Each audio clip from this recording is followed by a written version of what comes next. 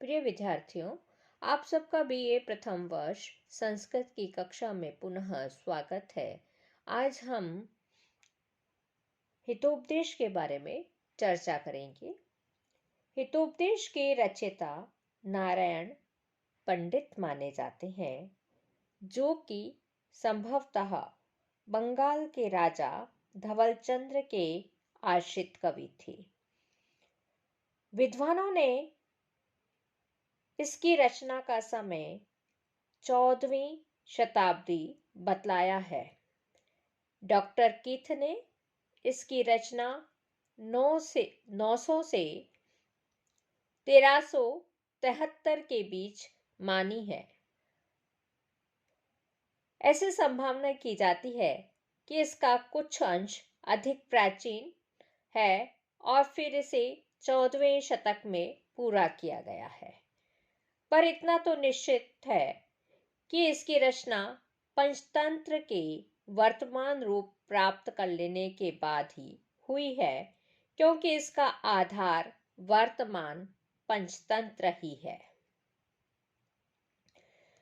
पंचतंत्र से इसके प्रकरणों में एवं भाषा शैली में भी अंतर है।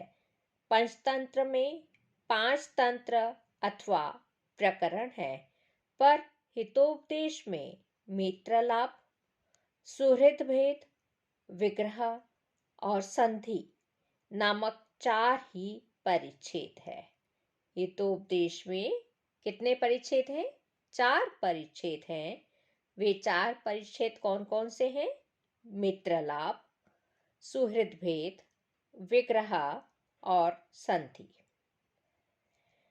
मित्रलाभ पंचतंत्र के मित्र संप्राप्ति का, सुहृद भेद पंचतंत्र के मित्र भेद का, विग्रह पंचतंत्र के काकोलुकीय एवं लब्ध प्रणाश का प्रतिनिधि है। हितोपदेश का संधि नामक परिच्छेद स्वतंत्र है। इसके अतिरिक्त हितोपदेश में पंचतंत्र की अपेक्षा अधिक उपदेशात्मकता है। कवि का ध्यान रोचक कहानियों की अपेक्षा उपदेश पर ही अधिक रहा है, अतएव कवि ने इसे ऐसा ही नाम दिया है। यद्यपि हितोपदेश की कहानियों में भी कम रोचकता नहीं है, तथापि वे यहाँ साधन रूप में ही अपनाई गई है। कवि का साध्य उपदेश है, कथा लिखना नहीं। भाषा भी पंचतंत्र की अपेक्षा सरल और रोचक है। इसका प्रचलन भी बंगाल में अधिक है। अन्यत्र भी नैतिक उपदेश की दृष्टि से लोग पंचतंत्र की अपेक्षा हितोपदेश को ही अधिक अपनाते हैं। इसमें स्थान स्थान पर सुंदर लोकोक्तियों का भी प्रयोग किया गया है। कवि ने स्वयं इस ग्रंथ का उद्देश्य आचरण की शिक्षा देना तथा संस्कृत भाषा का ज्ञान करना बतलाया है, और वह इसमें सफल भी हुआ है। इसकी भाषा इतनी सरल है कि साधारण संस्कृत का ज्ञान रखने वाला भी इसे सरलता से समझ सकता है। यद्यपि हितोपदेश की कथाओं में कलात्मकता की कमी है, तथापि यह एक परिष्कृत कृति है। इसकी सबसे बड़ी विशेषता इसकी उपदेशात्मकता में है। पशु पक्षियों की साधारण कहानियों द्वारा इसमें व्यवहारिक जीवन के आदर्श एवं सिद्धांत प्रस्तुत किए गए हैं, जिनका उद्देश्य मानव समाज को व्यवहार कुशल एवं राजनीति पटु तथा सदाचारी बनाना है। इसका संबंध किसी वर्ग विशेष से न होकर मानव मात्र से है। इसमें स्थान स्थान पर अनेक सदाचार परक श्लोक उपलब्ध होते हैं, जो कि प्राचीन स्मृतियों में और नीति ग्रंथों से लिए गए हैं। फिर भी यह ग्रंथ धर्मशास्त्र की भांति मानव के लिए विधि निषेध विधान नहीं करता, अपितु साधारण कहानियों द्वारा लोक सामान्य को सदाचार का मार्ग प्रशस्त करता है।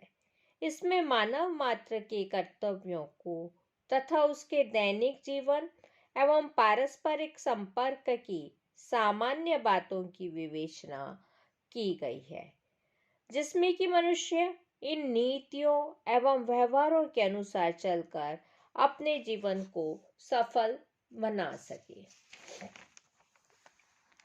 वस्तुतः नैतिक जीवन वह जीवन होता है जिसमें मनुष्य की समस्त शक्तियों और संभावनाओं का विकास हो, अर्थात एक ऐसे जीवन की प्राप्ति हो सके जिसमें आत्मरक्षा, धन समृद्धि, सत्कर्म, मित्रता एवं विद्या की प्राप्ति हो सके और इन सब का इस प्रकार समन्वय किया गया हो जिससे आनंद उपलब्धि पूर्वक मनुष्य निश्चिंत होकर सफलतापूर्वक अपना जीवन व्यतीत कर सके। इसी नैतिक लक्ष्य की प्राप्ति के लिए इस ग्रंथ की रचना की गई है और लेखक को इसमें पूर्ण सफलता मिली है। वस्तुतः हितोपदेश एक उपदेशपरक रचना है। इसमें लेखक ने अपनी व्यवहार कुशलता का परिचय दिया है। इसका वर्णन कौशल एवं विषय प्रतिपादन बहुत ही प्रशंसनीय है। विषय को रोचक एवं सारल्य हृदयंगम कराने की दृष्टि से इसमें कई स्थानों पर हास्य, विनोद एवं व्यंग के पुट भी देखे जाते हैं। कथा शीर्षकों के अतिरिक्त जहाँ जिस प्रकार की नीति व्याख्या करना आवश्यक समझा गया है, वहाँ भी पद्यों का प्रयोग किया है। गद्य और पद्य दोनों ही की भाषा सरल एवं प्रवाहमयी है। कथाएं छोटी छोटी पर सार गर्भित एवं रोचक है, अतः वह सर्व सामान्य के लिए बोधगम्य है। इसके मानवेतर पात्र प्रायः दो प्रकार की हैं, सजीव प्राणी और अचेतन पदार्थ। पशुओं में सिंह, व्याघ्र, शृगाल, शशक, मृग, वृषभ आदि और पक्षियों में काक, उल्लूक, कपोत, मयूर, शुक, चटक तथा इतर प्राणियों में सर्प, नुकुल, चूहा, कछुआ, मेंढक, मछली आदि इसके अतिरिक्त नदी, समुद्र, वृक्ष, पर्वत, गुफा आदि भी पात्र के रूप में प्रयुक्त हुए हैं। यद्यपि इसमें कुछ मानव पात्र भी हैं, तथापि उनका स्वतंत्र अस्तित्व नहीं है।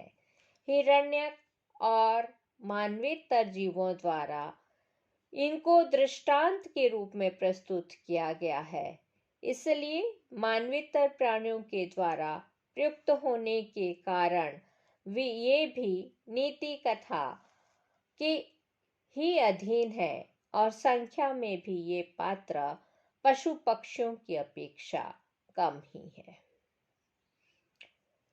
ग्रंथ के आरंभ में मंगलाचरण के उपरांत लेखक ने ग्रंथ की उपादेयता बताई है।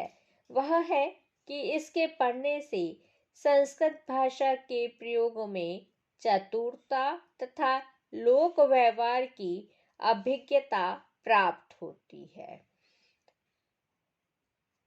अपने ग्रंथ का उद्देश्य बतलाते हुए नारायण पंडित ने लिखा है, यत्र वे भाजने लग्नः संस्कारो नान्यथा भवेत् कथाच्छलेन वालानां नीतिस्तदिह कथ्यते। कथामुख में लेखक ने बतलाया है कि गंगा जी के तट पर पाटलिपुत्र नामक नगर है। वहाँ एक गुणवान सुदर्शन नामक राजा रहते हैं। एक बार उन्होंने किसी से 2 श्लोक सुने, जिसका आशय था कि अनेक संशय को मिटाने वाला और परोक्ष पदार्थ को दिखलाने वाला शास्त्र ही सबका नेत्र होता है। यह नेत्र जिसके पास नहीं होता, वह नेत्रवान होकर भी अंधा ही रहता है। युवावस्था, धन, प्रभुता और अविचार, इन चारों में से एक एक भी अनर्थकारी है। जहाँ ये चारों ही होते हैं, वहाँ तो कहना ही क्या। यह सुनकर अपने पुत्रों के मूर्ख और कुमार्गी होने के कारण वह सोचने लगा, जिसका पुत्र गुणवान, विद्वान, धर्मात्मा और वशवर्ती नहीं है, उसका होना व्यर्थ ही है। इसलिए किसी प्रकार मैं अपने पुत्रों को विद्वान और गुणी बनाऊं, यह सोचकर उसने पंडितों की सभा की और उनसे अपने पुत्रों को गुणवान एवं नीतिज्ञ बनाने को कहा। उन पंडितों में से विष्णु शर्मा नामक पंडित ने कहा कि मैं इनको 6 मास में विद्वान एवं नीतिज्ञ बना दूंगा। यह सुनकर राजा ने अपने पुत्रों को विष्णु शर्मा को समर्पित कर दिया। इसके बाद राजा प्रसाद की छत पर आराम से बैठे हुए राजपुत्रों के आने अवसरानुकूल ढंग से विष्णु शर्मा ने कहा, हे राजपुत्र, सुनो। बुद्धिमानों का समय तो काव्य शास्त्र के आनंद में बीतता है, पर मूर्ख लोग इस समय को दुर्व्यसनों में और कलह में बिताते हैं। इसलिए हमको अपना समय काव्य शास्त्र के विनोद में ही बिताना चाहिए।